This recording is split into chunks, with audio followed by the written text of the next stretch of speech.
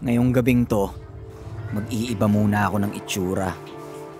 Magdi-disguise para hindi ako mamukaan. Hindi kita pwedeng isama. Ha? Mag-isa ako mapupulilyaso ko tsaka kaya ako ginagawa to para sa pamilya ko sa probinsya.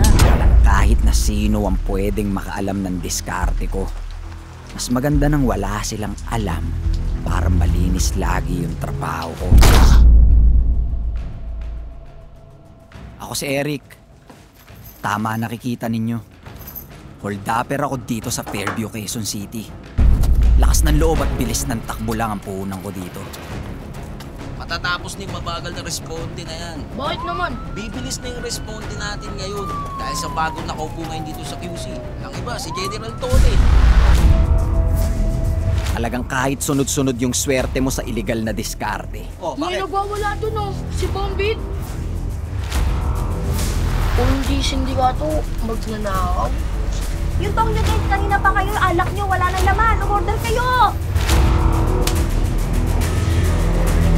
Di bale, makakabawi din tayo.